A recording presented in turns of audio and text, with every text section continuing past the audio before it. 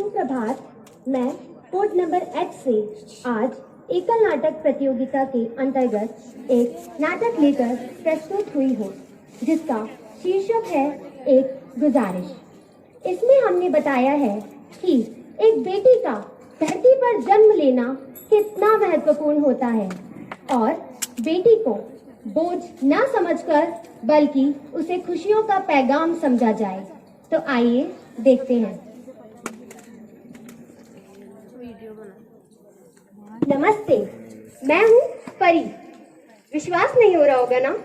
वैसे तो मुझे यहाँ 9 महीने बाद आना था, लेकिन फिर मैंने सोचा मैं यहाँ आऊं ही क्यों? मेरे यहाँ आने से कितनी मुश्किलें बढ़ेगी।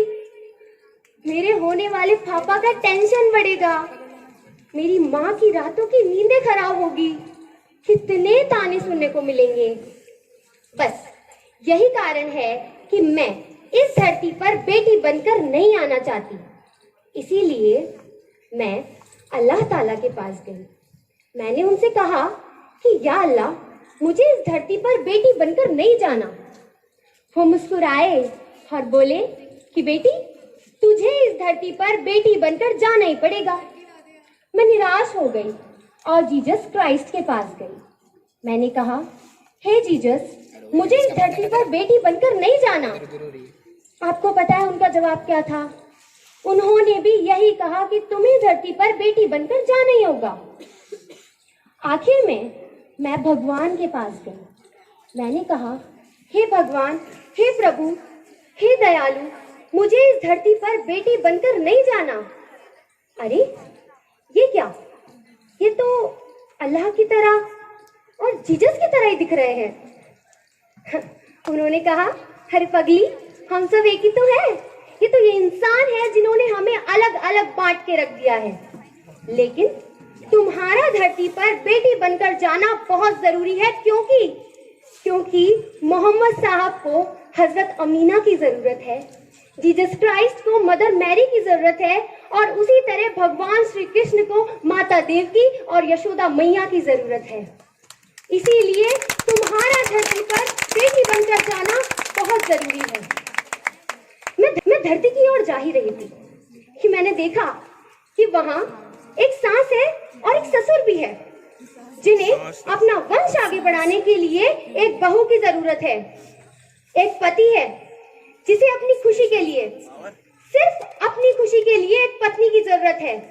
एक भाई है जिसे लाड प्यार के लिए एक बहन की जरूरत है। बेटी किसी को नहीं चाहिए? क्या बेटी की जरूरत किसी को नहीं है? अरे क्या इंसानियत मर चुकी है? नहीं। हाँ, ये क्या? यहाँ तो मेरी विडंबना हो रही है। एक बेटी का जन्म लेने से पहले ही उसे माँ की कोख में मारा जा रहा है। खुद जन्मदात्री माँ अपनी बेटी का गला घोट रही है।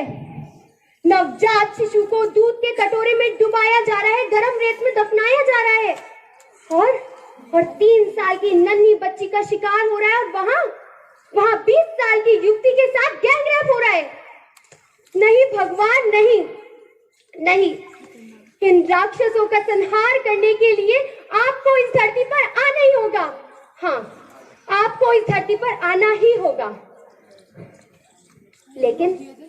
लेकिन आपने सोचा है, भगवान को भी तो धरती पर आने के लिए माँ के कोख की जरूरत है।